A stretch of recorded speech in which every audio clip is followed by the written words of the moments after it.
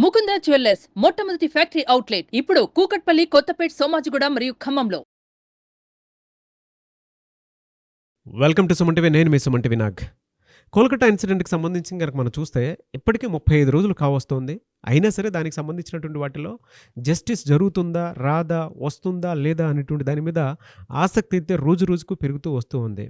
ఇప్పటికే ప్రొటెస్టెంట్స్ బయటకు వచ్చి వీధి మీదకి వచ్చి చాలామంది నిరసనకారులు ఒక్కొక్కళ్ళు ఒక్కొక్క రకంగా వాళ్ళ నిరసనని తెలుపుతూనే ఉన్నారు.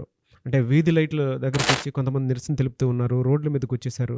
అండ్ దాంతోపాటు మన రీసెంట్గా మనం చూస్తే నభన్నాని మొత్తం చుట్టుముట్టడం కూడా జరిగింది.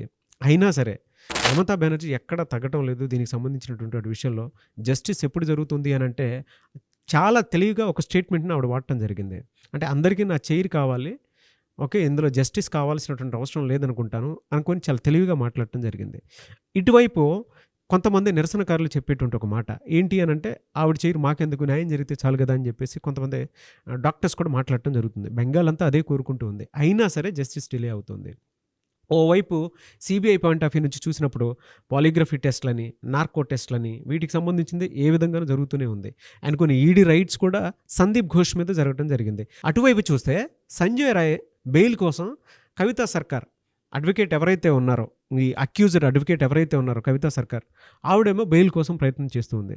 ఈ కేసుకి ఏ విధంగా ఉండే అవకాశం ఉంది, ఇది ఏ విధంగా ముందుకెళ్ళే అవకాశం ఉంది, న్యాయం వస్తుందా రాదా, లీగల్లీ కనుక మనం చూసుకుంటే అంటే లీగల్ పాయింట్ ఆఫ్ వ్యూలో నుంచి చూసేటప్పుడు ఎందుకు జస్టిస్ అనేది డిలే అవుతూ వస్తుంది అనేది ఈరోజు మనతో పాటు హైకోర్టు అడ్వకేట్ రవీంద్రనాథ్ గారు ఉన్నారు. అది వారి మాటలో నేను తెలుసుకుందాం. Hello sir. హాయ్ అండి నాగరాజు గారు. సార్, ఇప్పటికీ 35 రోజులు కావస్తుందండి. నిరసన రెగ్యులర్గా జరుగుతూనే ఉంది. దీని మీద రాష్ట్రపతి స్పందించడం జరిగింది, గవర్నర్ స్పందించడం జరిగింది. దాంతోపాటు వాళ్ళ మీడియా సంస్థలు గగ్గులు పెడుతున్నాయి దీనికి సంబంధించి. ఎలా అంటే న్యాయం చేయండి, న్యాయం చేయండి, న్యాయం చేయండి అని చెప్పేసి. కానీ మమతా బెనర్జీ మాత్రం స్టేట్మెంట్ మీద స్టేట్మెంట్ మారుస్తూ, దాంతోపాటు అంటే మన కాళ్ళబేరానికి వెళ్ళి కూడా ఇంకొక పాజిటివ్ స్టేట్మెంట్ తనకు అనుకూలంగా మార్చుకోవటం, సింపతి కోసం అని చెప్పేసి మార్చుకోవటం జరిగింది. అసలు దీనికి న్యాయం ఎప్పుడు, ఎక్కడ, ఏ విధంగా ఉండే అవకాశం ఉంటుందంటారు? అంటే లీగల్ పాయింట్ ఆఫ్ వ్యూ నుంచి చూసేటప్పుడు as a advocate, being advocate, మీరు ఏం చెప్తారు దీనికి? నాగరాజు గారు, ప్రత్యేకంగా ఈ Calcutta rape and murder case సంబంధించి రకరకాల కోణాలుగా నేను చూడాల్సిన అవసరం వస్తుందండి. ఒకటి రాజకీయ కోణం. మమతా బెనర్జీ గారికి అక్కడ ఎవరైతే నిరసన తెలుపుతుంటే ప్రొటెస్టర్స్ మధ్య జరుగుతుంటే ఒక రకమైన కాన్స్పిరసీ, ఒక రకమైన ఇష్యూ. రెండవది న్యాయస్థానాల్లో ఉన్నటువంటి ఈ కేసుకు సంబంధించి. మూడో కోణం ఏంటంటే, ఎవరైతే మనం ఎక్స్ ప్రిన్సిపల్ అని చెప్పామో సందీప్ ఘోష్ మీద ఉన్నటువంటి ఫినాన్షియల్ ఇర్రెగ్యులారిటీస్ కావచ్చు, ఈడీ రైట్స్ కావచ్చు, అది వేరే ఇష్యూస్. సో 3 రకాల కోణాల్లో ఇష్యూ జరుగుతుంది. ఇప్పుడు ఏమైంది, ఏదైతే సంఘటన జరిగిందో ఆగస్టు 9న, ఏదైతే మార్నింగ్ 9:30కి అమ్మాయి ఎవరైతే విక్టిమ్ అంటా మనం అభయ అనే అమ్మాయి జరిగిన దాడి మీద సంబంధించి న్యాయస్థానాల్లో విషయం ఉంది. ఇక్కడ న్యాయస్థానాలు ఏం చెప్తున్నాయి అన్న దాని మీద మొత్తం ఆధారపడి ఉంటుంది. ఈ విషయం తెలియక చాలామంది కన్ఫ్యూజ్ అయిపోతున్నారు. తొందరగా రావాలి జడ్జిమెంట్, తొందరగా వస్తే బాగుంటుంది, ఆ అమ్మాయికి న్యాయం చేసిన వాళ్ళం అవుతామని. సాధారణంగా మనం అలా కోరుకోవడం సహజమే. కానీ మన న్యాయస్థానాలకు కొన్ని విధి విధానాలు ఏర్పాటు చేయబడి ఉన్నాయి ఆల్రెడీ మన కోర్టులు. ఇందులో ఆగస్టు 14వ తారీఖు నాటికి ఈ సిబిఐ వాళ్ళకి హ్యాండ్ ఓవర్ చేయడం జరిగింది. సిబిఐ అనేది ఒక ప్రత్యేక దర్యాప్తు సంస్థ. ఎందుకంటే లోకల్ పోలీసుల యొక్క దర్యాప్తు సంస్థల మీద నమ్మకం లేక హైకోర్టు ఏం చేశారు, సిబిఐకి ఈ యొక్క కేసును ఫార్వర్డ్ చేయడం జరిగింది. 9వ తారీఖు జరిగింది. 9 నుంచి 9, 10, 11 2-3 రోజుల పాటు కూడా ఇక్కడ వీళ్ళ చేతుల్లో ఉంది కేసు. దీన్ని 14వ తారీఖు నాడు సిబిఐకి హ్యాండ్ ఓవర్ చేయడం జరిగింది. సిబిఐ వాళ్ళు దర్యాప్తు ఎప్పుడు తీసుకున్నారు, 5 రోజుల తర్వాత దీని యొక్క కేసుని హ్యాండ్ ఓవర్ చేసుకున్నారు. సిబిఐ అనేది పూర్తిగా ఒక సమగ్రమైనటువంటి నివేదిక ఇవ్వాలి. చాలామంది కోరుతుంది ఏంటంటే, ఒక ఛార్జ్షీట్ ఇప్పటిదాకా ఫైల్ చేయలేదు అని. మీరు చెప్పేదాన్ని టెక్నికల్గా మాట్లాడాలంటే, ఇప్పటిదాకా ఎక్యూజ్డ్ మీద ఒక ఛార్జ్షీట్ కూడా ఫైల్ చేయలేదు. ఎవరైతే ప్రధాన నిందితుడు అనుకున్నామో అతను తీసుకెళ్లి కస్టడీలో తీసుకున్నారు, పోలీస్ కస్టడీ అయిపోయింది, జ్యుడిషియల్ కస్టడీలో ఉన్నాడు, ఆయన మీద ఇంట్రాగేషన్స్, ఇన్వెస్టిగేషన్స్ జరుగుతున్నాయి. ఇది ఒక కోణం. అయితే దర్యాప్తు సంస్థ సిబిఐ ఇప్పటిదాకా ఛార్జ్షీట్ ఎందుకు ఫైల్ చేయలేదు, దీని మీద చాలా ప్రెషర్ స్టార్ట్ అయింది సిబిఐ అనేటువంటి వ్యవస్థ మీద. ఇక్కడ సిబిఐకి ఉన్నటువంటి ఇక్కడ 2 రకాలుగా ఉంటాయి. సిబిఐ చేసే కేసెస్ హినియస్ అఫెన్సెస్ అంటారు, రెండోది నాన్ హినియస్ అఫెన్సెస్ అంటారు. అంటే హినియస్ అంటే అతి తీవ్రమైన నేరాలు, సాధారణ నేరాలుగా 2 రకాలుగా పరిగణిస్తారు వాళ్ళకు వచ్చినటువంటి కేసులను, వాళ్ళ దగ్గర వచ్చినటువంటి ఇష్యూస్ని. తీవ్రమైన నేరాలు అంటే ఏంటి అంటే ప్రత్యేకంగా హత్య, ముఖ్యంగా అత్యాచారాలు కానీ, అలాగే టెర్రరిజం సంబంధించింది కానీ, లేకపోతే పెద్ద ఆర్థిక నేరాలు, పెద్ద పెద్ద స్కామ్లు, ఫైనాన్షియల్ స్కామ్స్, వీటిని హినియస్ అఫెన్సెస్ అంటారు. అది తీవ్రమైన నేరాలుగా పరిగణిస్తారు. నాన్ హినియస్ అంటే జస్ట్ ఒక పెట్టి కేసెస్ కానీ, చిన్న చిన్నవి అంటే మామూలు స్మాల్ స్కేల్ ఇష్యూస్ని అతి సాధారణంగా దీన్ని డివైడ్ చేస్తారు.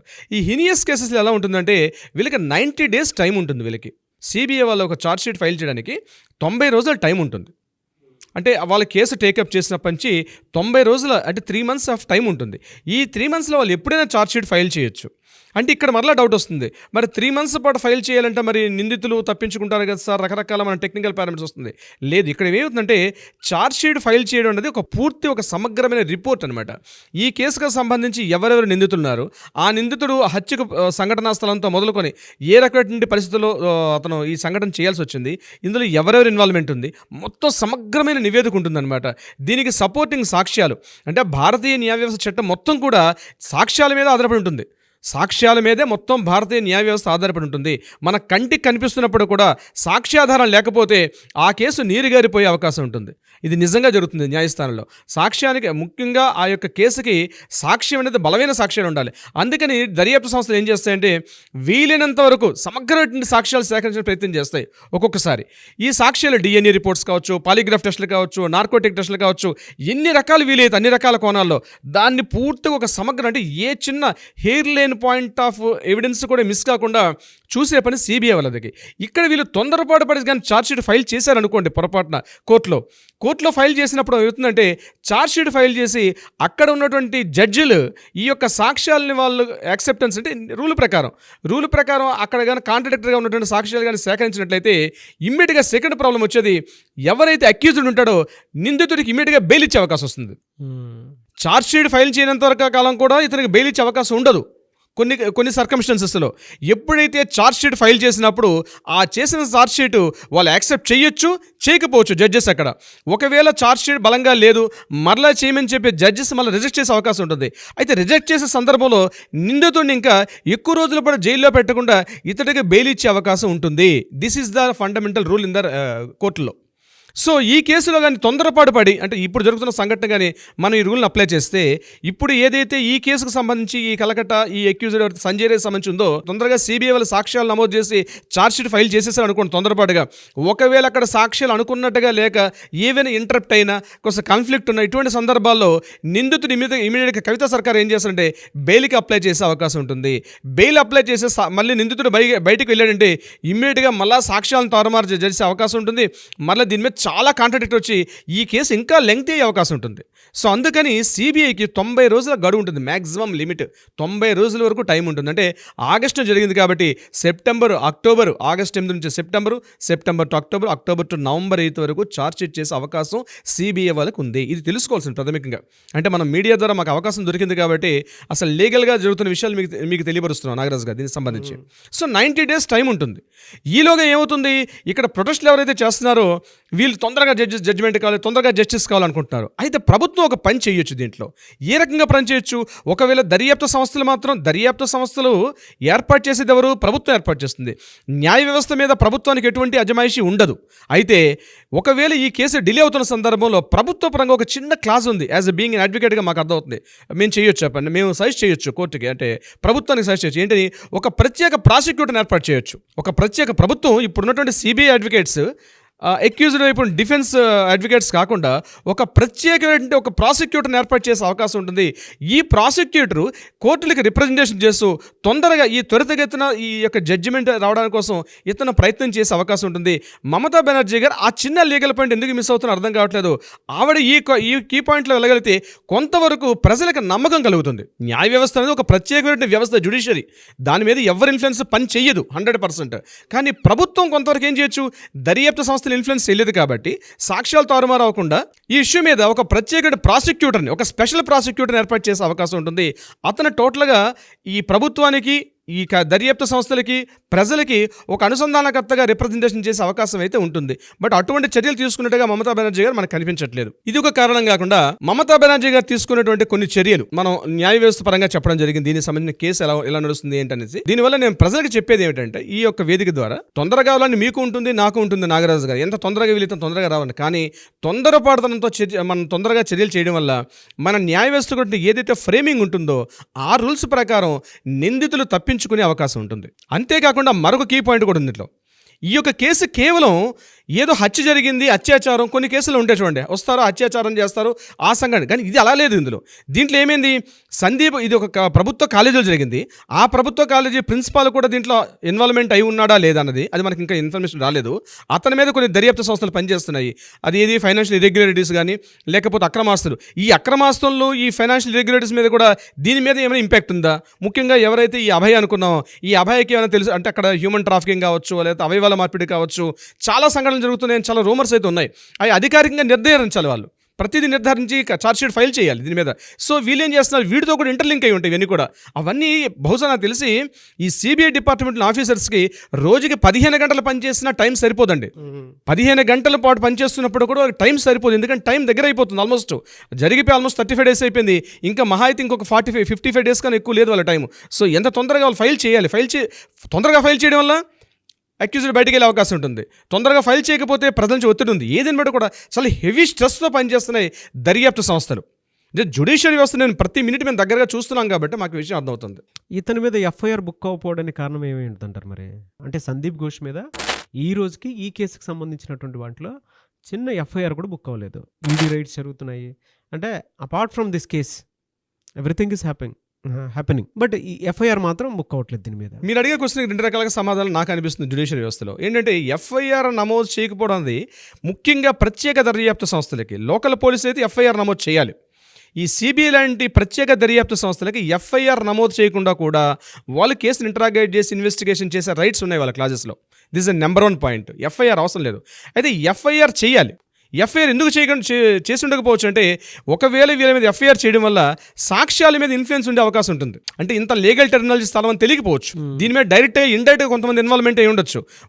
ఒకవేళ ఎఫ్ఐఆర్ నమోదు చేయడం వల్ల దీనికి సంబంధించిన కొంతమంది వ్యక్తులు ఇన్ఫ్లుయెన్స్ చేసి వాళ్ళు తప్పించుకునే అవకాశం ఉండే అవకాశం కూడా ఉండొచ్చు. నేను పూర్తిగా ఒక న్యాయ వ్యవస్థగా మాట్లాడుతున్నాను ఇక్కడ. నేను మీతో మాట్లాడితే కామన్ మ్యాన్గా మాట్లాడలేదు. బీయింగ్ అడ్వకేట్గా లీగల్ ప్రొసీడింగ్స్ మాట్లాడుతున్నాను. సో వాళ్ళు తప్పించుకునే అవకాశం ఉంది కాబట్టి ఆల్రెడీ కస్టడీలో తీసుకున్నారు. పోలీస్ ఇంటరాగేషన్లు అవుతున్నాయి, సిబిఐ ఇంటరాగేషన్స్ అవుతున్నాయి, at the same time judicial custody అవుతుంది. ఎఫ్ఐఆర్ అనేది ప్రధానంగా కీలకమే. కానప్పుడు కూడా ఈ దర్యాప్తు సంస్థలకి అది లేకుండా కూడా దర్యాప్తు చేసే ప్రత్యేక అధికారం ఉంది కాబట్టి ఈ కేసుకు బహుశా చేసి ఉండకపోయిండొచ్చు.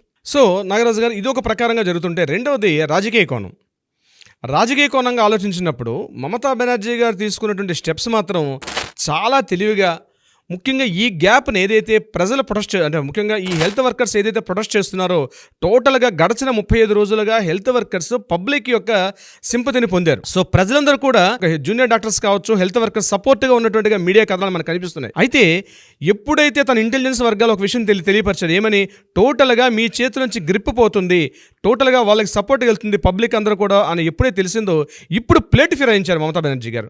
తను ఇమీడియట్గా తన సెకండ్ స్టెప్ తీసుకున్నారు. తన రాజకీయ నీతిని చూపిస్తున్నారు.